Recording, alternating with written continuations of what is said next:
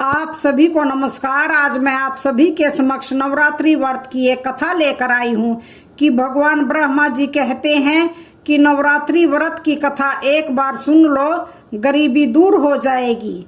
जय माता दी। नवरात्रि के दौरान भगवान ब्रह्मा जी और माता सरस्वती जी ने अपने धाम ब्रह्मलोक में आराम कर रहे थे और माँ दुर्गा जी के नवरात्रि के व्रत के बारे में बातचीत कर रहे थे। तो बातचीत करते करते माता सरस्वती जी के मन में कुछ प्रश्न उठे। तो माता सरस्वती जी भगवान श्री ब्रह्मा जी से कहती हैं, हे प्रभु, मेरे मन में कुछ प्रश्न उठे हैं जिनके उत्तर जानने के लिए मेरा मन उतावला हो रहा है। तो भगवान ब्रह्मा जी कहते हैं, हे देवी सरस्वती, आपके मन में वो कौन से प्रश्न उठे हैं? किन प्रश्नों के उत्तर जानने के लिए आपका मन उतावला हो रहा है, मुझे बताइए। मैं आपके सभी प्रश्नों के उत्तर अवश्य दूंगा। तो माता सरस्वती जी कहती हैं, हे प्रभु, मुझे आदि शक्ति माता दुर्गा जी के द्वारा किए गए आख्यान को सुनाने की दया कीजिए।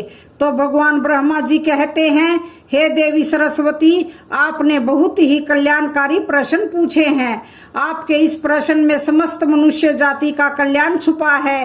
भगवान ब्रह्मा जी माता सरस्वती जी से कहते हैं, हे देवी सरस्वती, माता दुर्गा जी स्वयं कहती है कि मेरे व्रत कथा को जो भी मनुष्य ध्यान पूर्वक सुनेगा और लोगों को सुनाएगा तो उसके मैं समस्त पाप दोष गरीबी सभी को समाप्त कर दूंगी। भगवान ब्रह्मा जी कहते हैं कि हे देवी सरस्वती, मैं आपको माँ दुर्गा जी की एक बहुत ही शुभ पुण्य फल देने वाली प्राचीन कथा को सुनाता हूँ। इस कथा के माध्यम से आपको पता हो जाएगा कि आदि शक्ति माता दुर्गा जी के द्वारा किए गए आख्यान क्या हैं। इसलिए हे देवी सरस्वती, आप इस कथा को पूरा जरूर सुनिएगा, क्योंकि आधा अधूरा ज्ञान कथा को सुनने से शुभ फल की प्राप्ति नहीं होती है। जो भी मनुष्य इस कथा को पूरा सुनता है तो माँ दुर्गा जी उसकी झोली धन धान्य खुशियों से भर देती है। भगवान ब्रह्मा जी माँ दुर्गा जी के कल्याणकारी कथा को सुनाते हुए कहते हैं, हे देवी सरस्वती, आज मैं आपको नवरात्रि व्रत की पावन कथा सुनाता हूँ।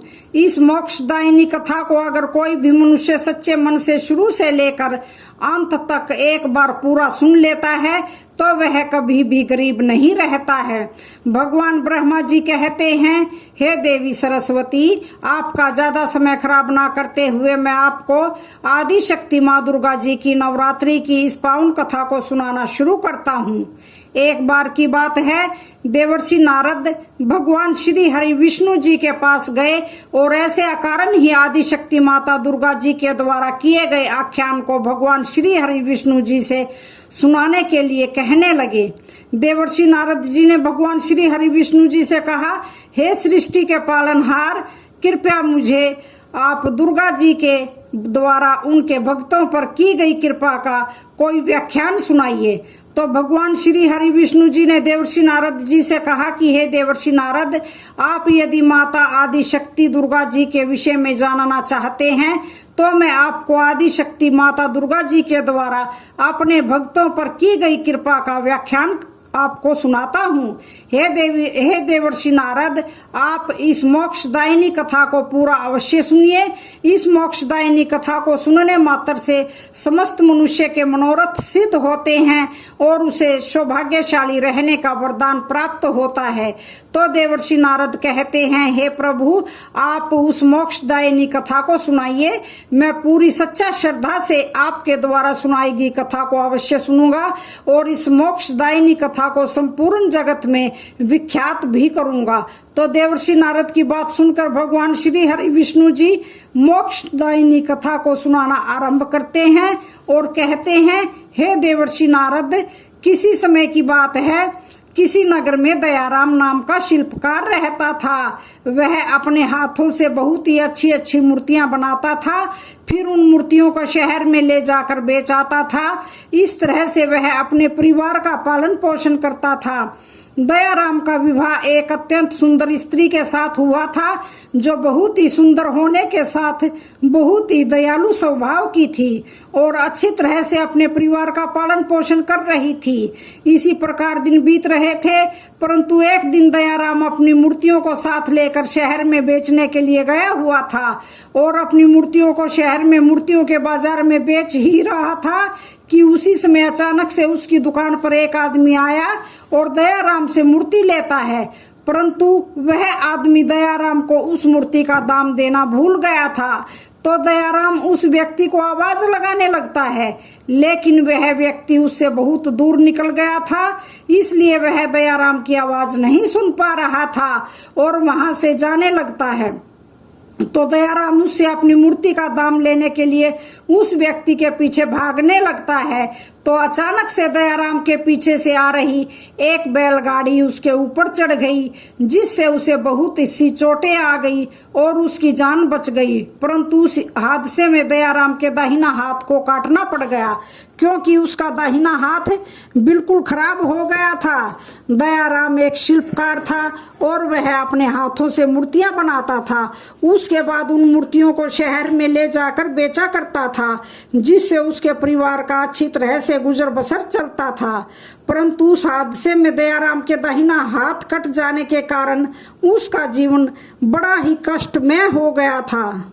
इस बात को लेकर दयाराम की पत्नी भी बहुत ही दुखी रहने लगी थी। तो दयाराम और उसकी पत्नी माँ दुर्गा जी की प्रतिदिन पूजा अर्चना किया करती थी। उस दिन भी वे दोनों माँ दुर्गा जी की पूजा कर रहे थे। तो दयाराम की पत्नी माँ दुर्गा जी से कहती है, हे माँ दुर्गा, हमारे साथ ऐसा क्यों किया गया है? हमने ऐसा कौन सा पाप किया है जिसकी आपने हमें इतनी बड़ी सजा दी है? अब हमारा घर कैसे चलेगा और अब हमें घर चलाने के लिए प्रतिदिन कर्ज लेना पड़ रहा है, तो भी हमारा घर ठीक से नहीं चल पा रहा है। हे माँ, उस कर्ज को हम कैसे चुका पाएंगे? इस बात को लेकर मैं दिन रात बहुत ही चिंतित रहती हूँ और आज से कुछ ही दिनों बाद नवरात्रि भी आ रही है, सब कुछ कैसे होगा? तो अपनी पत्नी की इन बातों को सुनकर दयाराम अपनी पत्नी से कहता है कि हे प्रिय, तुम ज्यादा चिंता मत करो, कोई ना कोई रास्ता अवश्य मिल जाएगा। मेरा दाहिना हाथ कट गया है तो क्या हुआ? भगवान ने मनुष्य को दो हाथ इसलिए दिए हैं कि जब कभी मनुष्य के एक हाथ को कुछ हो जाए तो वह अपने दूसरे हाथ से कार्यों को कर ले। इसलिए मैं अपने एक हाथ से ही मूर्तियां बनाऊंगा और फिर उन मूर्तियों को शहर ले जाकर बेचूंगा। तो दयाराम की पत्नी अपने पति से कहती है कि हे स्वामी, आप यह कैसी बात कर रहे हो? आपको पता है कि आपका दाहिना हाथ नहीं बचा है, इसलिए आप बाएं हाथ से कैसे मूर्तियां बना पाएंगे? फिर दयाराम अपनी पत्नी से कहता है कि हे प्रिय, यह सब देवी माँ दुर्गा जी देख लेंगी और वैसे भी नवरात्रि का पर्व आने वाला है, इसलिए कई सारे लोग मेरे पास देवी माँ दुर्गा जी की मूर्तियां बनवाने के लिए आएंगे। लेकिन अगर मैं ऐसे ही घर में बैठकर अपना हाथ कट जाने का शौक मनाता रहूंगा तो मैं कुछ नहीं कर पाऊंगा और मैं अपने परिवार का पालन पोषण भी नहीं कर पाऊंगा, जिसके लिए मुझे दुकान पर जाना ही पड़ेगा। अपनी पत्नी से इतना बोलकर बड़े ही आत्मविश्वास के साथ दयाराम अपनी दुकान पर चला जाता है और अपनी दुकान पर पहुंचकर वह अपने मन में सोचने लगता है कि आज से ही मुझे वापस अपना काम शुरू करना पड़ेगा, क्योंकि नवरात्रि आने में ज्यादा दिन नहीं बचे हैं। इसलिए मैं अगर एक भी मूर्ति नहीं बना पाया तो मुझे और मेरी पत्नी को भूखा ही रहना पड़ेगा। लेकिन अगर मैंने किसी भी तरह से एक मूर्ति बना ली तो उसे बेचने पर कुछ तो धन मिल ही जाएगा, जिससे मेरे परिवार का पालन पोषण हो जाएगा। अपने मन में इतना सोच कर दयाराम मूर्ति बनाने लगता है, परंतु उसका दाहिना हाथ कट जाने के कारण उसे मूर्ति बनाने में बहुत ही परेशानी हो रही थी, क्योंकि एक हाथ से मूर्ति बनाना बहुत ही कठिन काम होता है।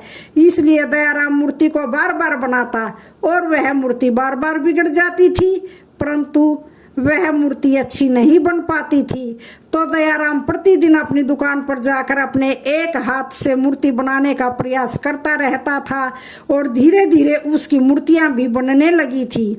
परंतु एक हाथ से मूर्ति बनाने के कारण उसे थोड़ी देर लग जाती थी। उन मूर्तियों को बनाने के बाद दयाराम अपने घर वापस चला जाता है तो उसकी पत्नी उससे कहती है कि हे नाथ, क्या हुआ? देवी माँ दुर्गा जी की मूर्तियां अभी तैयार नहीं हुई? अपनी पत्नी की बात सुनकर दयाराम अपनी पत्नी से कहता है, हे प्रिय, मैं कोशिश तो बहुत कर रहा हूँ परंतु मूर्तियां अभी तक पूरी नहीं बन पाई हैं। तो दयाराम की पत्नी उससे कहती है, स्वामी आप देख लीजिए, आज शाम तक का ही समय है, अगर पूरी मूर्तियां बन जाएंगी तो सही है, नहीं तो हमें काफी देर हो जाएगी क्योंकि सभी लोगों ने नवरात्रि के लिए मूर्तियां खरीद ली हैं। तो फिर दयाराम अपनी पत्नी से कहता है, देखते हैं भाग्यवान, देवी माँ दुर्गा जी तो है ही। उसके बाद दयाराम अपने मन में एक आशा लेकर अपनी दुकान की ओर निकल जाता है और देवी माँ दुर्गा जी की अधूरी मूर्तियों को पूरा करने में लग जाता है। दयाराम को उन मूर्तियों को बनाते हुए सुबह से शाम हो जाती है और उसकी मूर्ति भी अब बनकर तैयार हो जाती है। तो दयाराम अपने मन में सोचते हुए कहता है कि हे देवी माँ दुर्गा जी, अब मूर्ति बनकर तैयार हो गई है, अब मैं इन मूर्तियों को बाजार में ले जाकर बेच देता हूँ जिससे मुझे कुछ धन मिल जाएगा तो मेरे घर की थोड़ी बहुत स्थिति सुधर जाएगी। अभी दयाराम अपने मन में यह सोच ही रहा था तो अचानक से उसकी दुकान पर एक छोटी सी लड़की आ जाती है और वह छोटी सी बच्ची दयाराम से कहती है, सुनिए, क्या आप मुझे एक देवी माँ दुर्गा जी की मूर्ति दे सकते हैं? क्योंकि मैं चाहती हूँ कि इस नवरात्रि में मैं देवी माँ दुर्गा जी की स्थापना करूँगी, इसलिए अगर आप मुझे एक देवी माँ दुर्गा जी की मूर्ति दे देंगे तो आपका मेरे ऊपर बड़ा ही उपकार हो जाएगा।